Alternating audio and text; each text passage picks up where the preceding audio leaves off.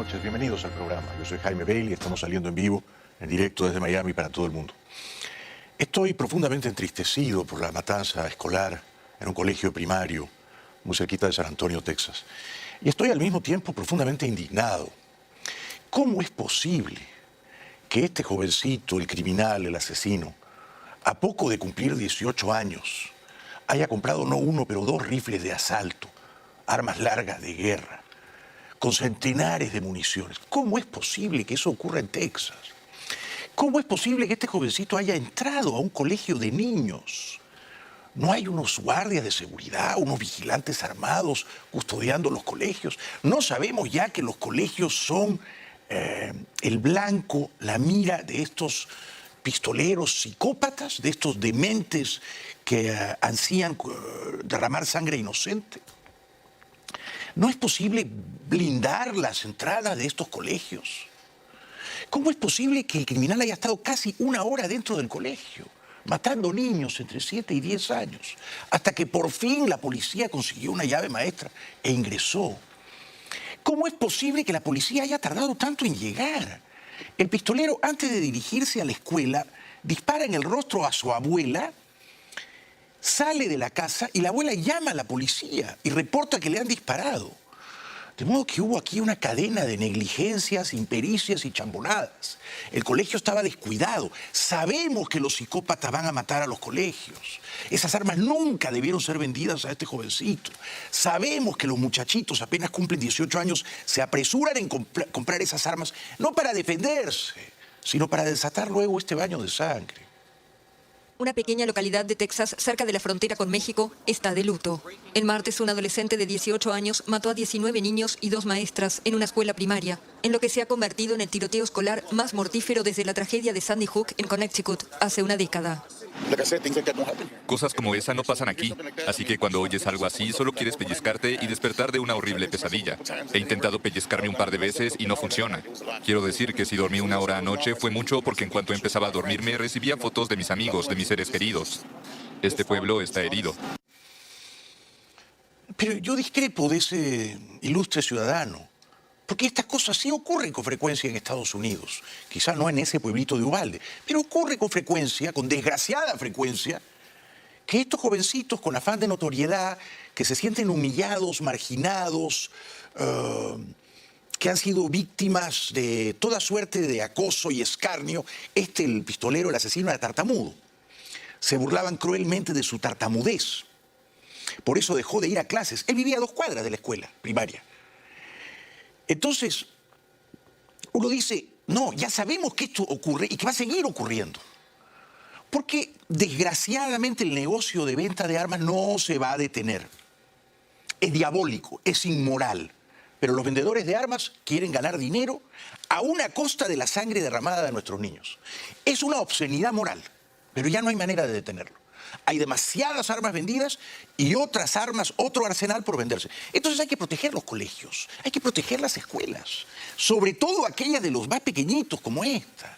No es posible que llegue un pistolero en un auto a toda velocidad, choca una barrera y entra. ¿Pero cómo entró? Y se queda 1 hora dentro. ¿Pero cómo la policía tarda 1 hora en ingresar? La abuela, que sobrevivió a pesar de que le disparan un tiro en el rostro, llama a la policía. En ese momento la policía tendría que haber actuado, tendría que haber perseguido al criminal.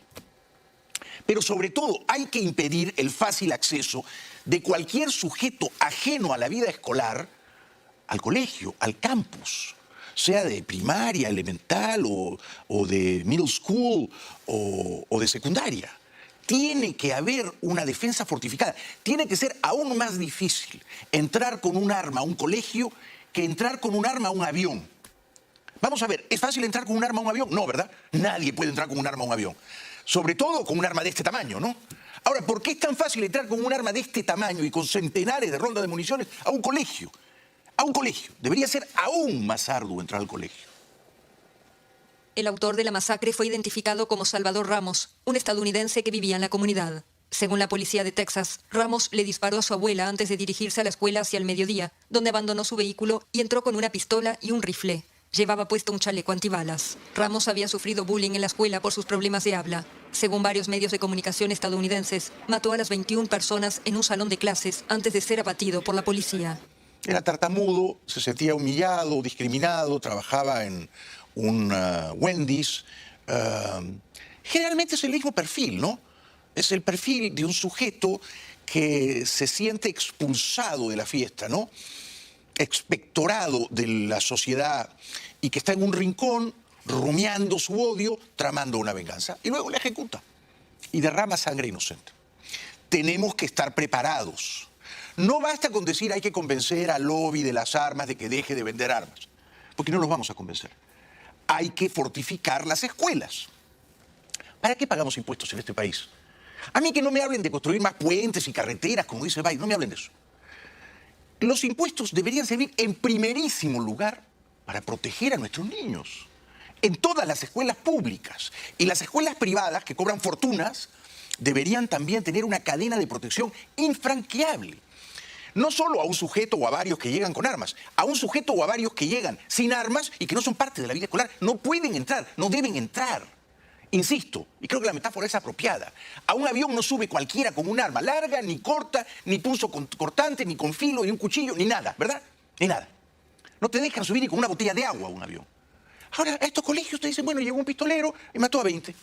Fíjate cómo entró y cómo estuvo una hora ahí adentro. Es que es una locura, es demencial. En 2022, en Estados Unidos ha habido más tiroteos masivos que días en lo que va del año, según la ONG Gun Violence Archive, que registró 213 incidentes de este tipo. El senador Chris Murphy, un demócrata de Connecticut, donde ocurrió el tiroteo en Sandy Hook, hizo un apasionado llamado a tomar medidas concretas para evitar más violencia. Esto no es inevitable. Estos niños no tuvieron mala suerte. Esto solo ocurre en este país y en ningún otro lugar. En ningún otro lugar los niños van a la escuela pensando que ese día les pueden disparar. Bueno, comparto su indignación. No podemos resignarnos a la estupidez de decir esto es inevitable. Es evitable. Y tampoco podemos decir que mala suerte la de esos niños. ¿Cómo que mala suerte? No supimos protegerlos. Entonces, a mí me indigna que el gobernador republicano de Texas, el señor Abbott, que debería estar destruido al punto de no poder hablar, él debería sentir que cada uno de estos 19 niños era su hijo. Él debería oponerse a que se vendan esos rifles, esas armas de asalto a jovencitos que apenas han cumplido los 18 años, como Salvador Ramos. No. ¿Qué dijo? Dijo, pudo ser peor. ¿Les parece una declaración apropiada? Pudo ser peor. Y elogió a la policía que dio de baja al atacante. ¿Pudo ser peor, de veras? A mí me parece de un mal gusto atroz decir eso. A ver cómo convence el gobernador republicano de Texas a los padres de estos niños abatidos por el pistolero de que pudo ser peor. Horrible as what happened. It could have been worse. The reason it was not worse is because law enforcement officials did what they do. Si será un cretino este Abbott, ¿no? Es decir, hay 19 niños muertos y dice, bueno, pudo ser peor. ¿Eh? O sea, no estuvo tan mal, ¿no? Pensará él, ¿no? Pensará, bueno, fueron 19, pudieron haber sido 38, pudo ser peor. Y no lo he dicho yo, y no estoy exagerando, y no hay truco de edición. Lo dice el gobernador de Texas. Por eso estamos como estamos, ¿no? Él es la primera autoridad estatal, debería rogar disculpas, debería pedir perdón porque no se opone a que se vendan armas de guerra a los jovencitos que recién cumplen 18 años. Es increíble, es increíble. Estuvo muy bien Beto O'Rourke, este es un líder demócrata del estado de Texas. You said this is not predictable. This is totally predictable when you choose not to do anything. Sir, you're out of line. Sir, you're out of line. Please stop this from happening. Get out of here. Get out of here. I can't believe you. A tragedy happened here. They need to be. This is not the place to do that. This is on you until you choose to do something different. This will continue to happen. Somebody needs to stand up for the children of this state, or they will continue to be killed, just like they were killed in Uvalde yesterday. Tenía toda la razón, yo lo apoyo a Beto O'Rourke, el líder demócrata tejano. Lo apoyo, 100%. San Antonio es parte de su corazón. Él quiso ser senador, demócrata por Texas. Y básicamente lo que le dice al gobernador Abbott es, usted tiene una responsabilidad moral en esta matanza. ¿La tiene? Claro que la tiene. ¿Por qué? Porque no ha introducido ningún cambio para evitar la venta de armas de guerra a los muchachitos que recién cumplen 18 años. Entonces Beto O'Rourke hizo una escena de bravura, de coraje, y yo lo apoyo. Yo lo apoyo. Alguna gente dice, no, está haciendo política está traficando políticamente con una desgracia. No, yo creo que tiene razón cuando dice, pues alguien tiene que levantarse y decir, hay que cambiar las cosas, ¿no? Vemos por un lado al gobernador republicano diciendo, la policía estuvo sensacional, esto pudo haber sido peor. Yo no veo que esté tocado, conmocionado, abatido. No, para nada. Por lo menos veo en Beto O'Rourke la indignación moral que comparto. This is on all of us if we do not do something, and I am going to do something, and I'm not alone. The people of Texas are with us. The majority of the people of Texas are with us, but we've got to stand up to this, or we just accept this theater and business as usual, and we accept the next shooting. We could have stopped this if we had stood up after Santa Fe High School, if we had stood up after El Paso. We are going to stop the next one. We're standing up right here in Uvalde, Texas right now. That's why I'm here. So the people of Texas want right now. That's what we're going to focus on. Yo insisto, lo ideal sería prohibir la venta de armas de guerra. Punto. Ningún individuo de este país debería tener la facultad o el derecho constitucional de comprar armas largas de guerra, de exterminio masivo, armas que permiten matar a mucha gente en muy poco tiempo. Otra cosa es comprar un arma corta de defensa personal, una pistola, un revólver de calibre bajo. Eso es otra cosa, eso se puede discutir. Pero si no logramos prohibir la venta de armas de guerra, y yo soy profundamente pesimista al respecto, porque hay un montón de gente pistolera en este país, y sobre todo en el estado de Texas, ¿no es cierto?, que quieren tener un montón de rifles y fusiles y ametralladoras. Si pudieran tener un cañón en el garaje de su casa, estarían felices. Un mortero. Y te dicen, y tú no le dices, ¿y para qué? Y te dicen, bueno, puede venir un oso. Bueno, muy bien. Entonces, si esas son las condiciones en las que tienen que vivir nuestros niños, hay que cuidar sus escuelas. Y no las estamos cuidando bien. Y el Estado, sea la autoridad estatal, sea la autoridad nacional, federal, tiene una responsabilidad al respecto. ¿Para qué cobran si no los impuestos?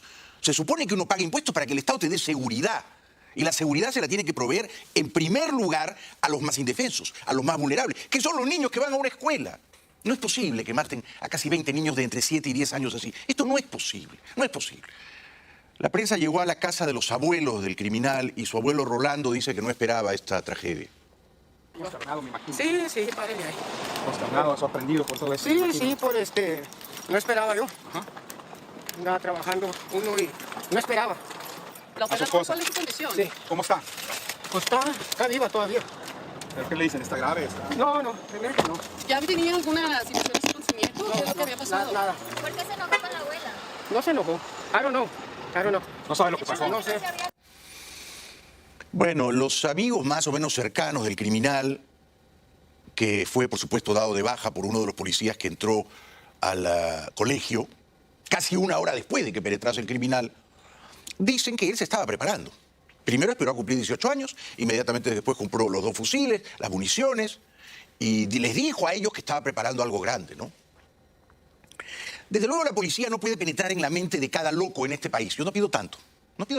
Siempre habrá un montón de locos, de mentes, psicópatas, sedientos de sangre, de notoriedad, de redimirse de sus humillaciones. Esto es parte de la vida.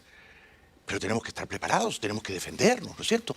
Así como el argumento racional es, hay el riesgo de que un pirata entre en un avión para cometer un acto de terrorismo, el mismo argumento racional debiera ser, hay el riesgo de que un psicópata penetre en un colegio para matar. Lo hemos visto tantas veces, ya no es novedad. No sabía, dice el abuelo del criminal, dice que no sabía que él tenía las armas. Could you give us any insight into his Not state really. of mind? When's the last time you spoke to him? I speak to him daily, but ¿No sabía que tenía armas el muchacho? hombre, No sabía. he had guns in the house? I didn't know. I get up at 5 o'clock, leave, come back. No tenía licencia para manejar. Pobre hombre, ¿no? Pobre hombre, porque lo más probable es que él y que su esposa, la abuela que lucha por su vida, no tengan ninguna culpa de lo que ocurrió, ¿no? Quizá incluso eran buenos abuelos y tienen genes de personas bondadosas. Estas cosas no tienen una explicación racional, ¿no? Porque a veces uno tiende a pensar, seguro que el abuelo también es un... por culpa del abuelo. No. Lo más probable es que el abuelo sea un buen tipo, ¿no? Trabaja, no sabía, no estuvo atento. No podemos culpar a la familia, ¿no? No podemos culpar a la familia. El muchacho era tartamudo, sabemos que la gente es cruel, se burlaban de él, lo tiraron a un rincón y se vengó. Pero el peligro está siempre latente, siempre latente. Entonces hay que fortificar, hay que convertir a nuestras escuelas en inaccesibles, infranqueables para los locos. Poco a poco se van sabiendo más detalles de la masacre en el colegio Robb, en Texas, Estados Unidos. Según el gobernador del estado, el tirador alertó 15 minutos antes en Facebook del múltiple asesinato que iba a cometer. También avisó en las redes antes de disparar a su abuela, quien resultó herida de gravedad. El gobernador ha señalado que hasta la fecha el atacante no tenía antecedentes penales ni un historial de problemas mentales. Tampoco tenía empleo, ni pareja, ni amigos. Se sabe también que Salvador Ramos actuó en solitario y que tuvo un accidente de tráfico justo antes de llegar a la escuela. Una pausa y regresamos enseguida con las cosas que dijo el presidente Biden ayer y hoy respecto de esta tragedia.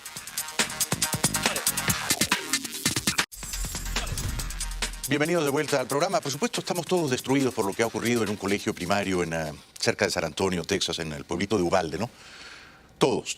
Yo soy padre, he tenido la fortuna, tengo el privilegio de ser padre, no una, pero 3 veces, ¿no?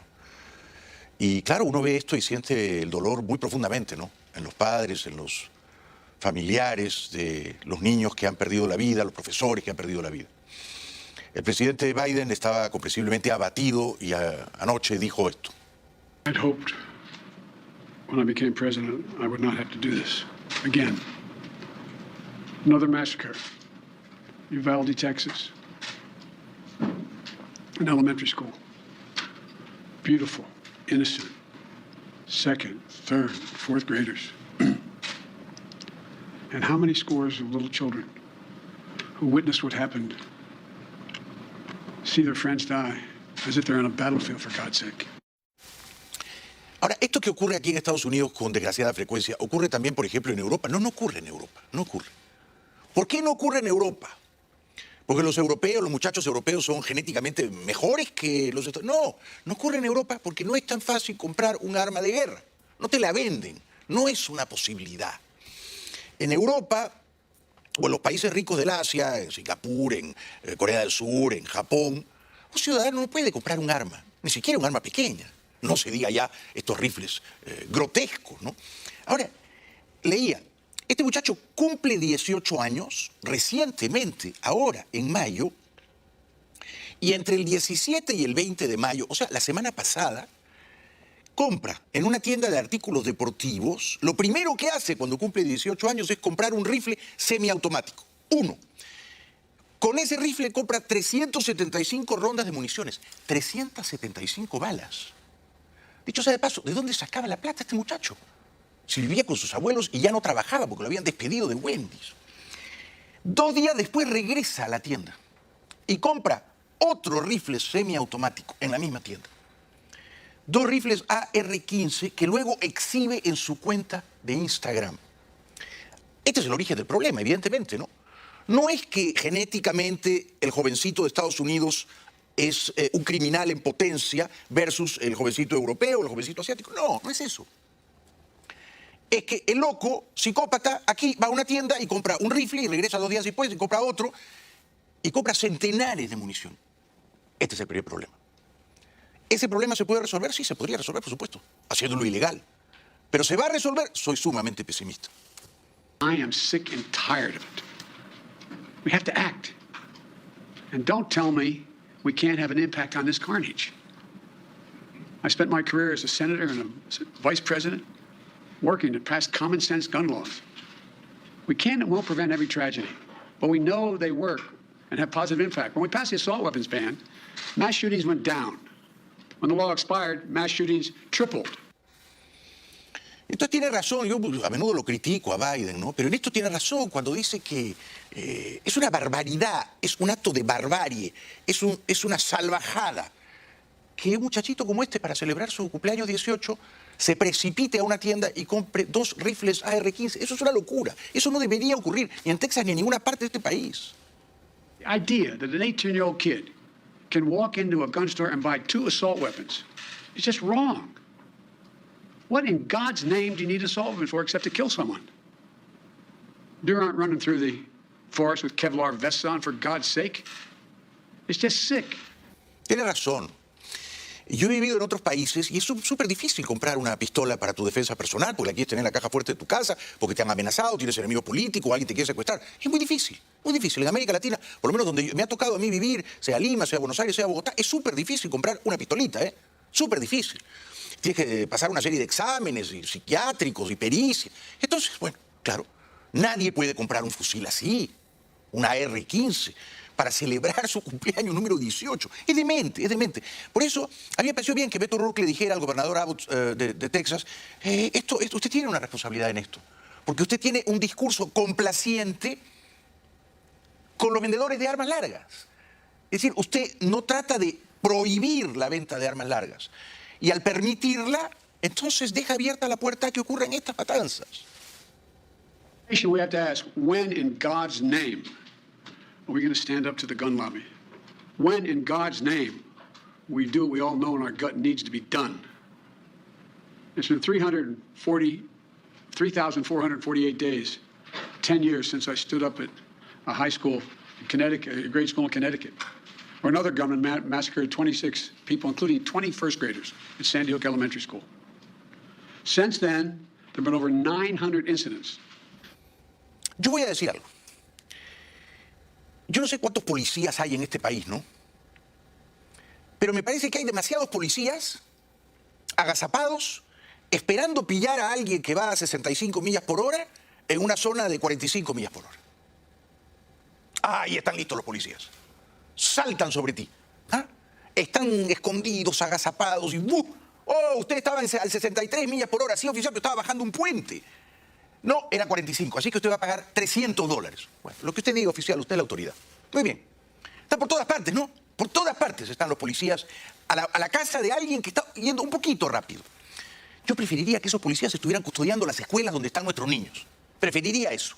Y el que quiere ir un poquito rápido, no digo que esté bien, no digo que esté bien, pero hay urgencias, hay prioridades. La policía debería repensar sus prioridades. Y si faltan efectivos, entonces hay que estimular monetariamente, hay que recompensarlos con creces para que más muchachos quieran alistarse y ser policías a cuidar las escuelas. Tampoco me parece que cuidar una escuela sea un trabajo demasiado riesgoso desde el punto de vista personal, ¿no? No es como ir a la guerra, no.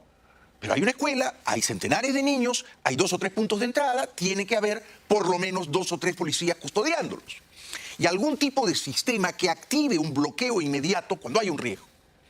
Entonces, los gobiernos nacionales y estatales, las policías correspondientes, tienen que repensar sus prioridades. Yo insisto, a los policías de tránsito a la casa de una multa los vemos por todos lados, por todos lados. Y tú te vas a otros países del mundo y la gente maneja un poco más rápido, ¿no? Te vas a Europa, te vas a Italia, y la gente maneja mucho más rápido, te vas a Alemania, la gente maneja mucho más rápido, no pasa nada, no pasa nada. No es que hay muchos más muertos por accidentes de tránsito, no. Entonces, ahí no está el problema. El problema está en las escuelas, que están desguarnecidas. At places like movie theaters, houses of worship, as we saw just 10 days ago at a grocery store in Buffalo, New York. I am sick and tired of it. We have to act. And don't tell me we can't have an impact on this carnage. Yo insisto, porque lo vi el otro día. Venía saliendo de Key Biscayne, venía bajando el puente, y veníamos 4 o 5 carros, una señora, pero todos íbamos a una velocidad súper moderada. Nadie estaba corriendo como un loco, nadie. Y había un despliegue policial, por el amor de Dios. Parecía que estábamos cruzando la frontera entre Bielorrusia y Ucrania. Ah, bueno. Saltaron los policías de todas partes. Detuvieron a una señora que yo creo que estaba yendo a menos de 60 millas por hora. No, que es 45 millas por hora, pero eso era un puente de bajadita. Pues el carro agarra un poquito más de viada. La señora llorando. Los policías, acá tiene la multa, y acá tiene la multa, y acá usted, no, pero que usted es 63. Bueno, ya, póngame la multa, póngame la multa. Pero yo digo, esa no es una manera eficaz de usar la fuerza policial al servicio del bien de la sociedad. No me parece. Me parece que es una represión exagerada, desmesurada. Y me parece que hay que estar en las escuelas, cuidando a los niños y no persiguiendo a una señora que va 10 o 15 millas por hora por encima del límite permitido.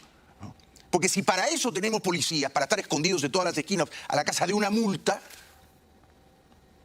entonces esos policías, pienso yo, o algunos, muchos de ellos, deberían estar no buscando capturar una multa, no, y mortificar a una señora que rompe en llanto, sino cuidando las escuelas. Hay que repensar dónde ponemos nuestros recursos. Since I spoke last night, The confirmed death toll has tragically climbed, including another teacher and three more students. Jill and I will be traveling to Texas in the coming days to meet with the families and let them know we have just a sense of their pain, and hopefully bring some little comfort to the community in shock, in grief, and in trauma. Hoy Biden habló también de la horrible, inenarrable tragedia ocurrida en Texas. As a nation, I think we all must be there for them, everyone. And we must ask, when in God's name will we do what needs to be done to, if not completely stop, fundamentally change the amount of the carnage that goes on in this country? To state the obvious, and Corey and a lot of other people here, I'm sick and tired. I'm just sick and tired of what's going on and continues to go on.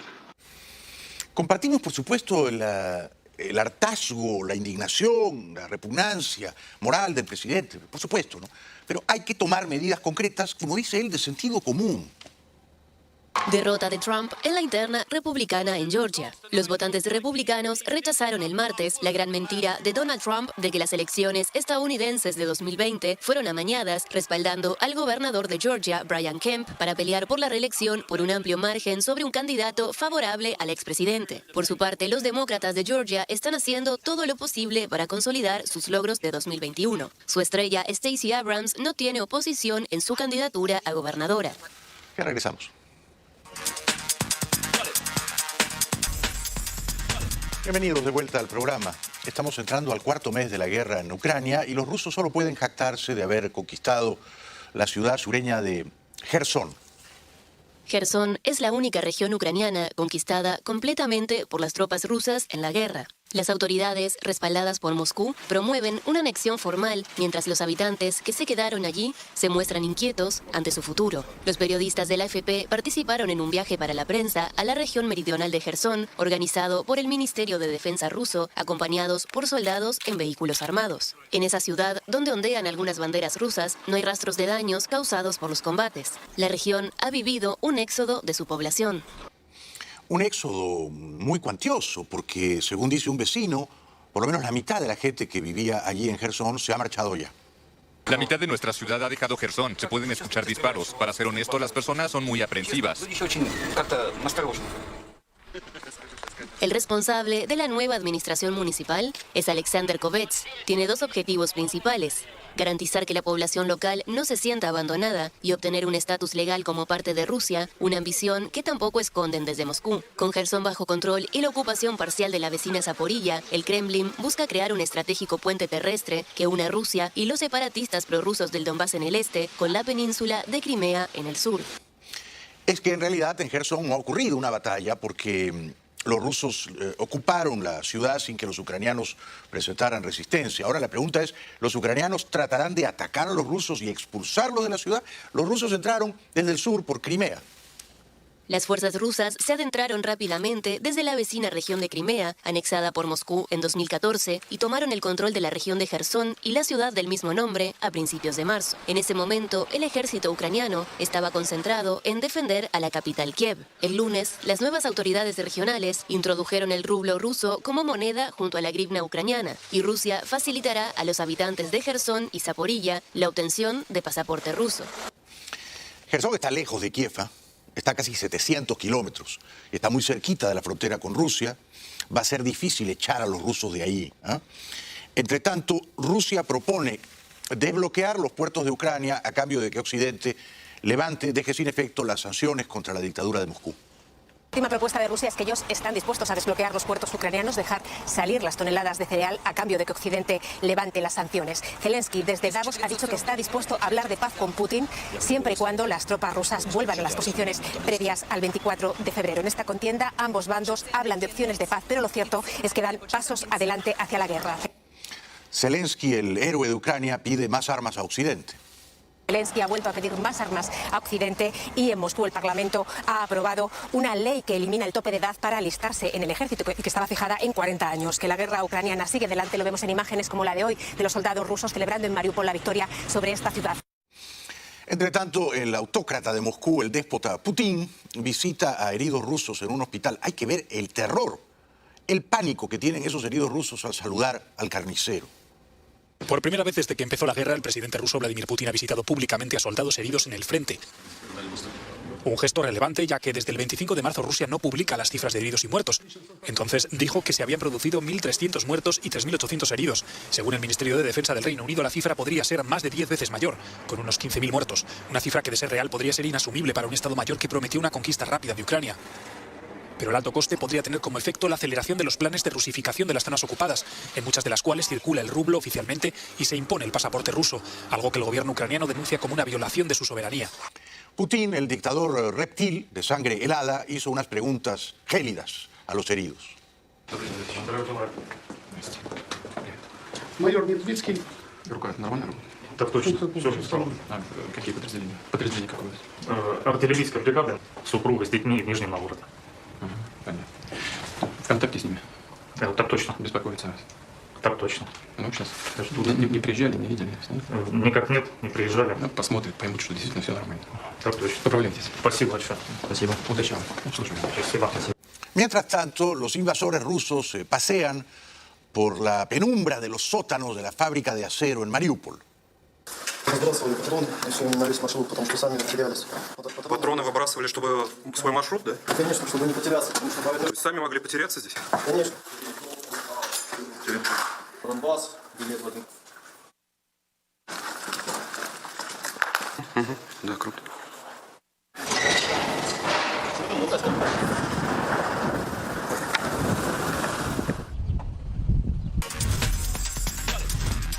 Para terminar, hoy el actor Johnny Depp tuvo que sentarse en el banquillo. I've never in my life committed sexual battery, physical abuse, all these outlandish, outrageous stories of me committing these things and living with it for 6 years and waiting to be able to bring the truth out. So this is not easy for any of us. I know that. No matter what happens, I did get here and I did tell the truth and I have spoken up for what I've been carrying on my back reluctantly for 6 years. La actriz Kate Moss, que fue novia de Johnny Depp, que ahora es su amiga, dijo que cuando estuvo con él nunca le pegaba ni le hacía daño físico. Good morning, Ms. Moss, or I should say, good afternoon, your time. My name is Ben Chu from the firm of Brown Rudnick. Would you please state your full name for the record? Kate Moss. Ms. Moss, where do you reside? London, England. From where are you testifying today, Ms. Moss? Gloucestershire, England. Bueno, no se ve allí, pero ella dijo que de vez en cuando se caía, pero era porque se resbalaba y no porque él la empujaba. O sea que su testimonio abonó a favor de Johnny Depp. Esto fue todo por hoy.